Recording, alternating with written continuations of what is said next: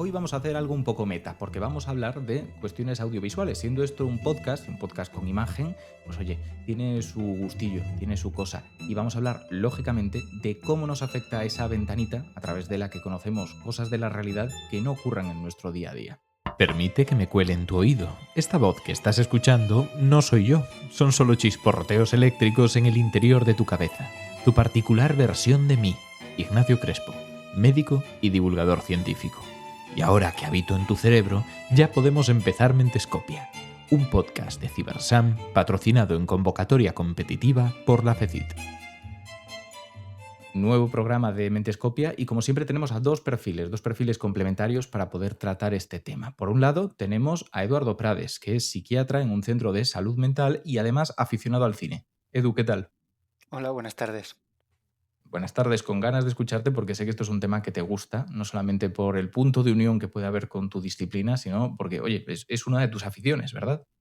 Sí, yo diría que de prácticamente de toda la vida y en cuanto ya empecé a estudiar medicina y luego especializarme en salud mental, me resultó muy difícil no ver los hilos que unían ambas cosas. Quien ve los hilos y los ve además profesionalmente es Manuel Bartual, que también lo tenemos con nosotros, es guionista de cómic, de televisión y otros proyectos audiovisuales, además de escritor y creador de contenidos en Internet en proyectos como pueden ser, por ejemplo, Biotopía. Manuel, ¿qué tal? Muy bien, aquí encantado de estar con vosotros y muchas ganas de escuchar a Edu, a ver qué tiene que contar. Seguro que los dos tenéis muchas cosas que contar. La primera pregunta efectivamente sí que se la quería lanzar a Edu, porque creo que en general, como ya anticipaba un poquito en la introducción, aprendemos del mundo por la experiencia que a veces nos dan los medios audiovisuales. No nos encontramos todos los días a personas que padecen patologías mentales, pero hay veces que sí nos las encontramos en la gran pantalla, en la pequeña pantalla. Quiero preguntarte, Edu, ¿cómo crees que afecta la ficción al conocimiento popular que tenemos de esta dimensión humana? Mm. Pues es un tema bastante complejo, porque la verdad es que la inmensa mayoría de representaciones que ha habido en ficción no han sido las más acertadas y muchas veces se ha utilizado más como un efectismo o como excusa para hacer un giro de guión que descoloque al espectador o que tuerza la historia, más que se busque representar fielmente lo que significa convivir en primera persona con una enfermedad mental o acompañar a alguien que tiene algún tipo de problema en salud mental. Entonces, es verdad que yo creo que en cierto modo ha condicionado para mal la imagen que se puede tener de lo que es la salud mental o los problemas en la salud mental. Y yo creo que en los últimos años sí que ha habido como al menos un poquito más de diversidad en la forma en la que se han representado estas cosas. Y hay veces que incluso manteniendo el giro de guión, diciendo, pues resulta que esta persona tenía una enfermedad mental, aún así la representación no ha sido mala o no ha sido estigmatizante. Entonces, y luego hay otras que han sido como abiertamente divulgativas en este tema, de decir, pues mira, vamos a representar a alguien y cómo se relaciona con los demás y consigo mismo a través de las cogniciones y de la forma de relacionarse con el mundo que tiene por una condición psíquica. Entonces, bueno, la verdad es que es un tema bastante interesante y que siempre da que hablar y que a mí particularmente hace que muchas veces vaya al cine con un poquito de cautela cuando sé que se van a tratar estos temas, quizá por deformación profesional, pero diciendo, bueno, a ver cómo lo hacen esta vez. Claro, como lo hacen personas como puede ser Manuel, pero antes que hacerte ninguna pregunta, quiero dejar claro a los oyentes que en ningún caso estamos diciendo, oye, el cine terrible, lo audiovisual terrible, porque no es un tratado de psiquiatría. No se trata de eso, por supuesto, creo que estamos todos de acuerdo, pero es interesante ver esos puntos de unión. Así que, Manuel, como pregunta inicial para empezar a saber dónde encontrar esos puntos en común, cuando tenéis que diseñar o pensar un personaje, ¿cuál es el proceso? ¿Cómo lo construís? Mm. Bueno, esta respuesta creo que sería muy larga y Me muy imagino. compleja. De hecho, creo que probablemente si preguntas a 3 guionistas o 10 te van a dar respuestas diferentes.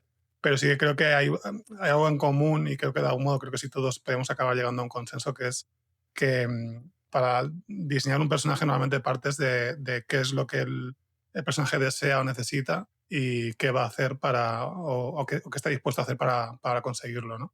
Porque al final realmente los personajes son vehículos, o sea, son vehículos que utilizamos para contar historias Y una historia básicamente es eso, una historia es alguien quiere algo y todo lo que hace para conseguir ese algo que quiere o necesita es lo que se convierte en la historia, ¿no? Entonces todo lo imaginativo que seas en este trayecto es lo que va a hacer que la historia sea pues, más interesante y conecte más con la gente. Entonces sí que creo que una vez tienes un poco ya esto claro y sabes un poco qué historia quieres contar y ya te bajas un poco al decir, bueno, pues ya definir al personaje, sí que creo que hay como dos escuelas. Una sería el guionista que se escribe un documento larguísimo en el que explica por completo todo lo que le ha pasado a este personaje desde que nació hasta que llega el momento de que arranca la historia, ¿no? Aunque luego muchas de estas cosas no las vaya a aplicar a la historia. Y luego el que todo lo contrario, el que se limita a lo que se va a contar en la historia, es lo que sé del personaje y el resto lo dejo un poco a que el espectador o oyente o lector imagine lo que falta ahí, ¿no? Y nuevamente creo que sí que se intenta siempre que sean rasgos que favorezcan a la historia, o sea, que no sea nada caprichoso.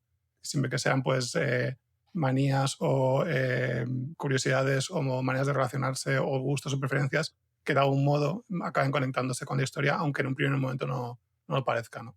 Claro, no pueden ser rasgos gratuitos, por decirlo así, ¿no? Tienen que estar Ah, unidos de alguna forma. Como puedes hacerlo también, desde luego, pero yo creo que al final sí que es verdad que las historias normalmente cumplen el objetivo de, pues eso, de entretener y de satisfacer, y creo que sí que hay como un gusto, ¿no? Que te despierta el hecho de estar siguiendo a un personaje y de repente descubrir que aquel dato sobre él que parecía completamente anecdótico no lo es, ¿no? Sino que realmente sí que tiene un peso luego en el desarrollo de la historia.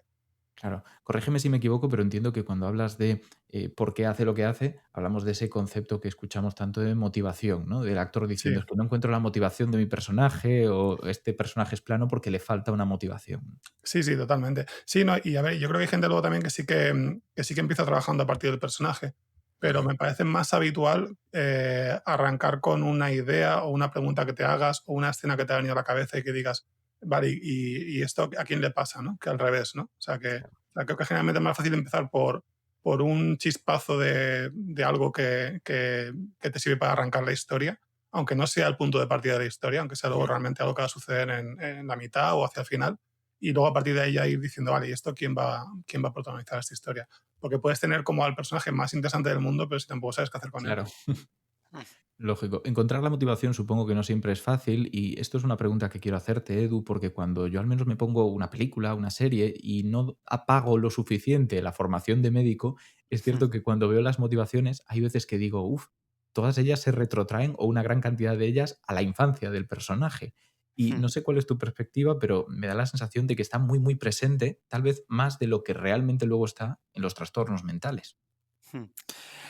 Es verdad que es un fantasma del que es complicado escapar, porque yo creo que hay una parte bastante real al final es una época donde nosotros somos muy maleables y muy vulnerables. Entonces, todo lo que nos pasa en la infancia nos va a marcar. Y hay veces que esa marca es directa, que es lo que yo creo que más, como tú bien dices, se recurre en el cine, pues a lo que ha sido pues, un episodio traumático o algo que haya marcado a la persona o al personaje en este caso siendo niño. Y es verdad que luego incluso muchos de nuestros rasgos de personalidad tienen que ver con conductas o con patrones de relación que hemos aprendido cuando te estábamos siendo tan maleables. Entonces puede que no sea una relación directa con un evento que hayamos tenido en la infancia, pero que mi forma de relacionarme con la figura de autoridad, con una pareja, con tal, esté condicionada por pues, cómo he sido criado o por la forma de relacionarme que he aprendido en casa. Entonces, esa es como la parte donde los guionistas normalmente tienen razón y es verdad que es muy fácil seguir los hilos hasta la infancia. Y luego hay otra parte que también es quizá un poquito más espuria, que es una respuesta normalmente fácil, porque desde esa misma vulnerabilidad infantil es muy complicado defenderse en la actualidad. Es decir, no, tú haces esto porque de niño te hicieron esto otro. Y es una interpretación de la que es muy difícil defenderse, porque es muy complicado retrotraerte a ese momento.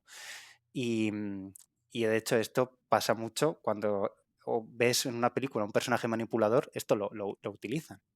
O cuando me intentas imaginar a una persona manipuladora, cuál es el estereotipo, suele tirar como de esta facilidad que hay de tirar de la infancia. Entonces, creo que puede ser también un poquito un arma a doble filo, pero yo creo que en general sí que es hay como un pozo de realismo muy importante en ese tipo de justificaciones.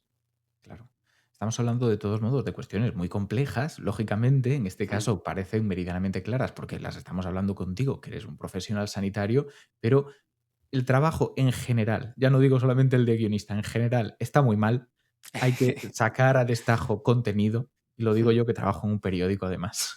mm. Y no siempre tenemos el tiempo que nos gustaría, sobre todo si al final lo que tenemos presente es que sea un buen contenido, que sea una buena historia, que enganche. Hay mil cosas que tener en cuenta, supongo, Manuel, y no siempre, no sé si lo hacéis, pero no siempre podéis contactar con expertos en salud mental para decir, oye, lo estoy haciendo bien, lo estoy haciendo mal, ¿no? Sí, yo creo que un poco la clave es esa, el tiempo, porque a veces hay proyectos en los que sí que tienes tiempo y otros que no se puede, ¿no? Sí que es verdad que si son temas complejos, creo que sí que conviene siempre consultar con expertos. Yo, desde luego, si me vieran estas, lo haría. No tiene nada que ver con el tema que estamos tratando, pero, por ejemplo, hay un podcast de ficción que dice que el tema era la ciberseguridad y ahí, pues, evidentemente, sí que procuré hablar con gente que me pudiera asesorar, no tanto para que me guiaran, sino para decir, bueno, no quiero incurrir en ninguna cosa que cualquiera que sí que sepa un poco más que yo diga esto que están haciendo, ¿no? O sea, es verdad que las historias al final creo que los giros y la emoción tiene que estar por encima de la verosimilitud, pero sí que creo que está bien construir siempre sobre una base que sí que tenga una conexión y un anclaje, ¿no? con el mundo real.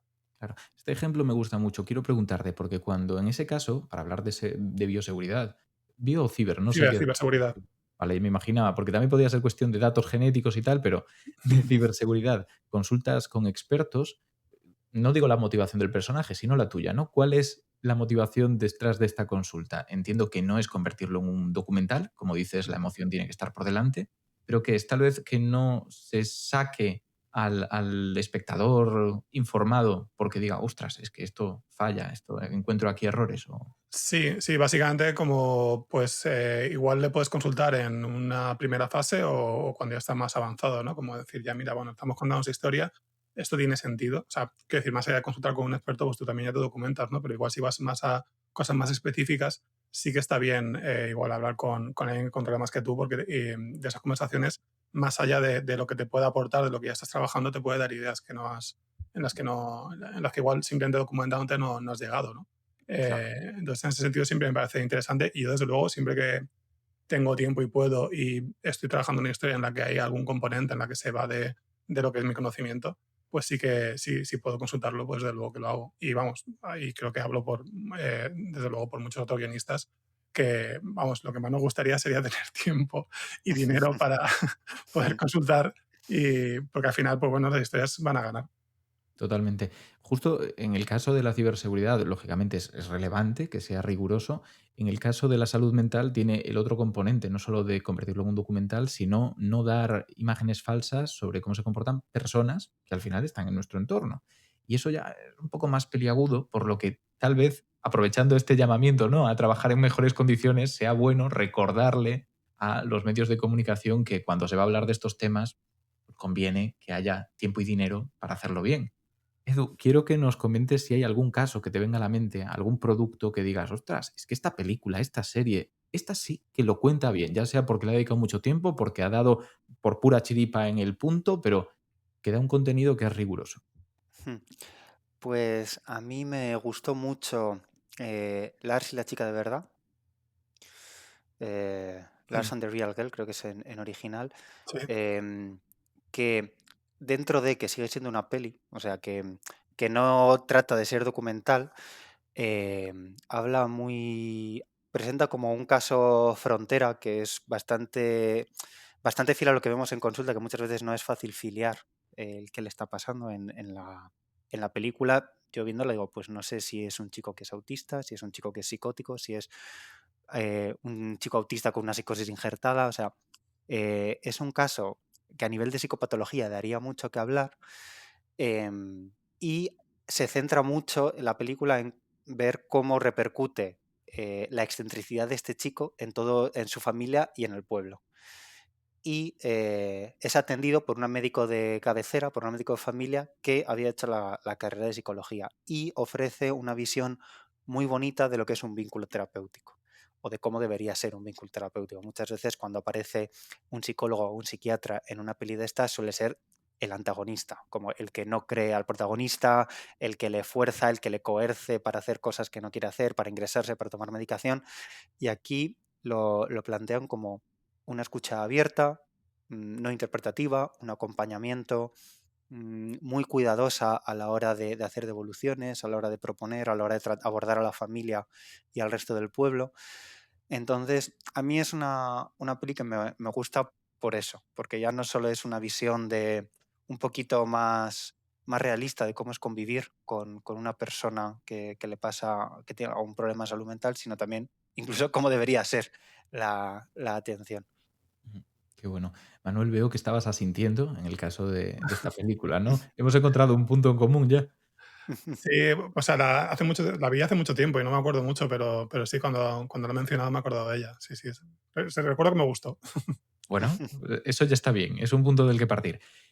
Quiero aprovechar para preguntarte, porque estamos poniendo ejemplos, ¿no? Hemos empezado a abrir ese armario y hay de todo. Diría que en algunos casos está el comentario de, no, es que qué bien lo hace este actor en esta película o en esta serie cuando hace de una persona con un trastorno de salud mental. Y siempre está el comentario de, bueno, es que es muy fácil sobreactuar. Ya no pregunto por la actuación, sino por el guión que hay detrás. Del mismo modo que a veces las sutilezas están de más actuando para transmitir la idea, no sé cómo lo gestionáis en el guión. Porque en el caso de Edu, ya decía, hay veces que es difícil saber qué patología hay detrás, lógicamente porque faltan las sutilezas, no cabe todo. En vuestro caso, ¿qué equilibrio encontráis? Pues yo creo que depende mucho del proyecto, porque desde luego si estás haciendo un thriller o un psicológico o un drama, pues la sutileza es bienvenida siempre, desde luego. Y creo que cuanto más lo seas, probablemente más interesante sea la obra que hagas. Pero si igual estás haciendo una comedia muy básica y muy directa, pues ahí desde luego las sutilezas se caen enseguida. Vamos, tiene que ser todo como muy cliché, muy directo y muy claro. Yo creo que hay un ejemplo que puede parecer un poco tonto, pero creo que es la mejor manera de entenderlo, que es cuando estamos en un bar y vamos al baño, si de repente en ese bar se han puesto imaginativos con los símbolos de cuál es el baño de hombres y cuál es el baño de mujeres, te quedas un momento desconcertado intentando decodificar el... No, pues es un poco lo que pasa con las sutilezas, ¿no? Que por economía narrativa a veces hay ciertas historias que necesitan que sean como muy rápido, ¿no? Como que en un diálogo, en una imagen, vamos, en el primer segundo casi de conocer un personaje, ya el público entienda cómo es y a partir de ahí ya ir construyendo a partir de ahí. Sí que es verdad que creo que incluso comedias muy básicas, que creo que son el mejor ejemplo de lo que estamos hablando, ¿no? de evitar sutilezas, creo que las comedias de este tipo que están bien construidas con el tiempo realmente terminan llegando a la sutileza o terminan llegando a lugares que de entrada podían parecer que no iban a llegar a tocar y ahí, de hecho, para mí es cuando ese tipo de comedias se vuelven más interesantes, ¿no? Cuando realmente no se quedan en el lugar común, sino que realmente te das cuenta que detrás de esa fachada básica que podían mostrar los personajes, realmente hay mucho más debajo. Qué bueno. Y creo que normalmente cuando se habla de ciencia y cine o ciencia y series, siempre es desde, perdón, sí, ciencia y cine y ciencia y series, que es que estoy pensando en mil cosas y digo, no vaya a liarla. Se suele pensar desde la crítica de la física, ¿no? No, es que esta película del espacio, qué mal ha hecho todas estas cosas.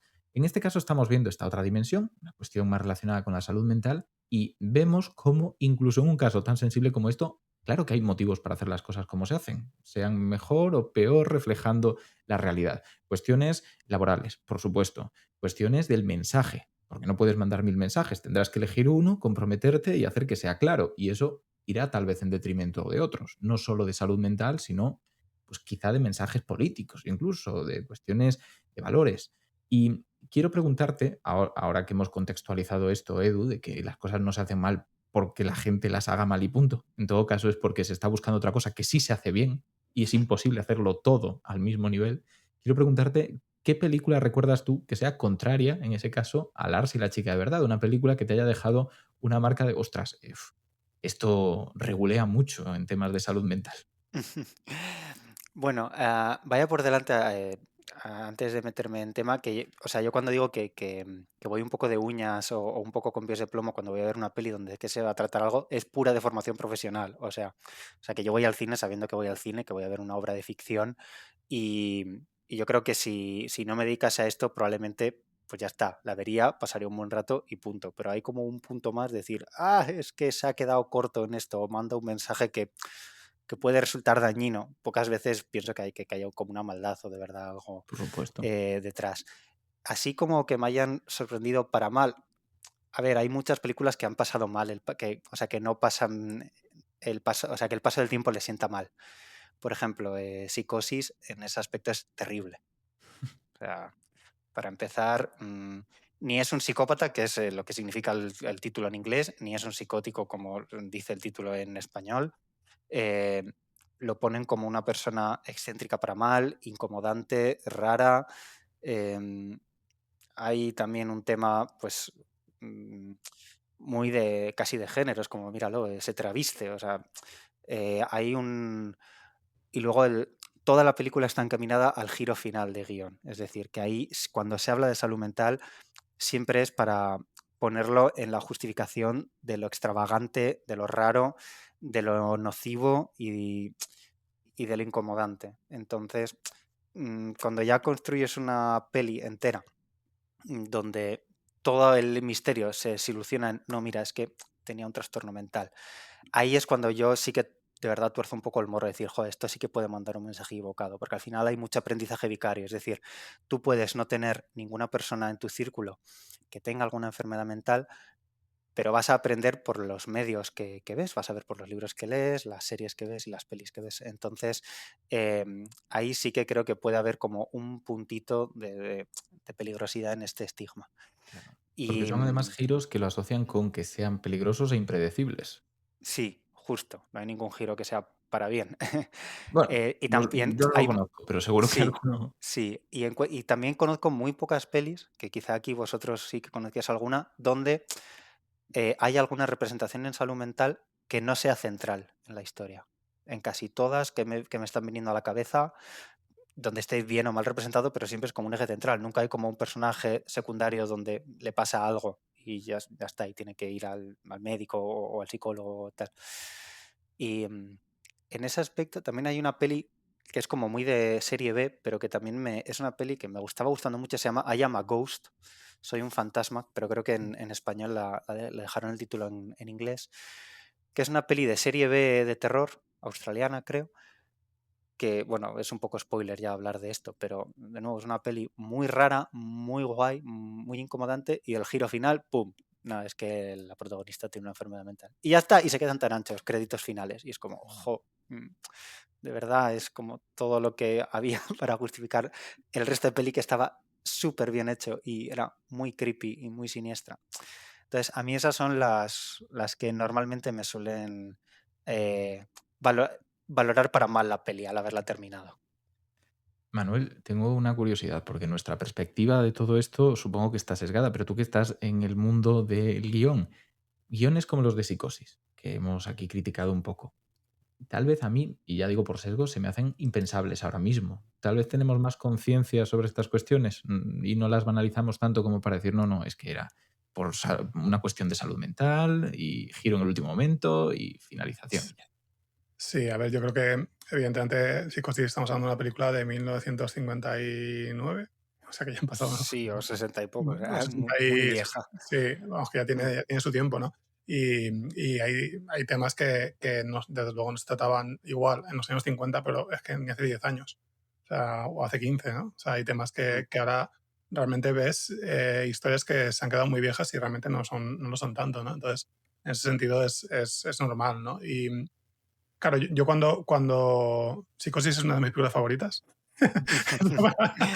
Ya pero está, ya hemos perdido todo el acuerdo que se hubiera podido Es que crear. como peli es muy buena, claro. O sea, aquí claro, digo que hay veces que me cuesta distinguir entre. claro, a eso voy, que realmente yo creo que cuando yo hago el acercamiento a este tipo de películas, a ver, Psicosis no la he visto ahora, la vi ya la vi de pequeño, ¿no?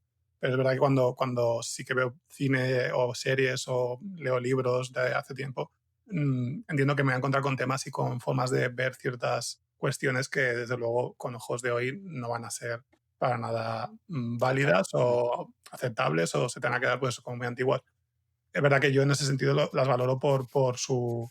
Más que nada sobre todo por la construcción narrativa que hacen, ¿no? O sea, Psicosis es un portento. O sea, de hecho, vamos, es una película que rompe un molde.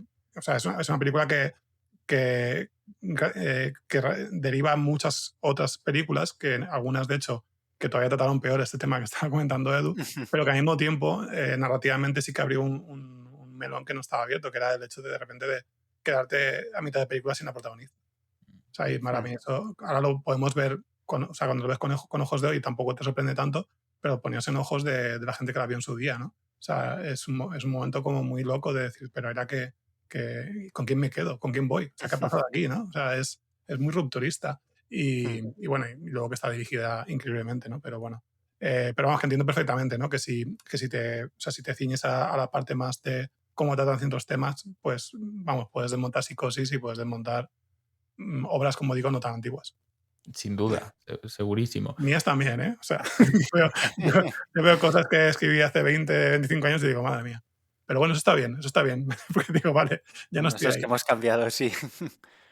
Hemos cambiado sobre muchas cosas, pero hay una que me sorprende que no haya cambiado. Quiero preguntaros además a los dos por ello, porque no acabo de cuadrarlo, de nuevo por mi sesgo. Y es que, Manuel, yo creo que siguen presentes ya no los psicoterapeutas, o sea, psiquiatras, psicólogos formados en cuestiones científicas, sino los psicoanalistas. La idea de que el que te vaya a hacer este tipo de tratamientos tiene su diván, te va a recostar, te va a preguntar por tu padre, por tu madre. Mm, ¿Tú cómo lo sientes desde la parte de guión, como alguien que no está metido en cuestiones de mm. salud mental? Bueno, yo creo que un poco lo que hablábamos antes, ¿no? Es como un icono. Se ha convertido es un icono que es muy difícil romper con él. Pero al mismo tiempo yo creo que en cierto modo sí que, o sea, sí que hay como, o sea, creo que lo comentaba Edu, ¿no? Que ahora te puedes encontrar ya con diferentes tipos de representaciones. O sea, es verdad que igual hace, no sé, 15, 20 años igual sí que era bastante más como solo te ibas a encontrar con esa representación, ¿no? Pero yo creo que, de hecho, ahora me parece que uso más arquetípica la doctora Melfi, creo que es, la de Los Soprano, creo que es otro arquetipo, pero es un arquetipo diferente y creo que es más contemporáneo, ¿no? que este que por el que estás preguntando, ¿no? Pero yo sí que tengo la sensación un poco de que ahora mismo sí que hay como más variedad, ¿no? O sea, que no es una única representación. No sé, vosotros seguro que os dais más cuenta que yo de esto, ¿eh? Pero Edu, ¿cuál es tu perspectiva como experto? Sí, o sea, a mí siempre me ha dado la sensación que el papel de psicoanalista también da mucho juego narrativo porque es el que desvela lo oculto. Entonces, como que propicia mucho estos giros de los que comentabas antes, Manuel. Y, y bueno, ahora es verdad que que tampoco hay como un gran detalle a la hora de filiar una escuela psicoterapéutica en una película y tampoco creo haya necesidad, la verdad. Ya bastantes pugnas internas hay dentro del mundo de la salud mental sobre cuál es la que más validez tiene para determinado tipo de perfil de paciente. Entonces, bueno, creo que sería meterse en camisa de once varas. Pero es verdad que es un arquetipo que como que ha ido desapareciendo un poco del cine y, y bueno, yo creo que tampoco ahora mismo es una práctica general o tan generalizada como antes.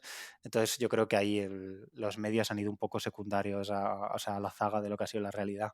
Y A mí me parece una buena noticia, ¿qué quieres que te diga? Porque es renovarse, es también cambiar el papel que tienen estos terapeutas. Comentabas, Edu, antes que en algunos casos aparecen como el enemigo, aparecen como el adversario de alguna manera y, claro, puedo entenderlo en el contexto de otra época en la que los movimientos contra el poder que establecía la psiquiatría, entendida de una forma científica, era importante, era algo que había que hacer. Pero bueno, si poco a poco está habiendo un cambio, creo que eso es sí, positivo. yo creo que el mensaje era justo al contrario, ¿no? Es más Sí. bien como el que te va a ayudar. Y, o sea, estoy pensando, por ejemplo, hay una serie que ya tiene un tiempo, porque la vi el año pasado, que es Mr. Robot, que no sé si la habéis visto, Sí. que creo que un poco el personaje de su terapeuta es un poco heredera de la doctora Melfi de Soprano, pero creo que un poco al final, realmente, ya desde el principio, pero y más según avanza la serie, pasa un poco también como Los Soprano, ¿no? Que realmente sí que es más una aliada que alguien que esté un poco ahí enemigo, ¿no? Más bien todo lo contrario. Mm, Pues oye, bienvenido sea y que vayan cambiando más algunas cosas, sobre todo estas que mm. es simplemente cambiar el encuadre.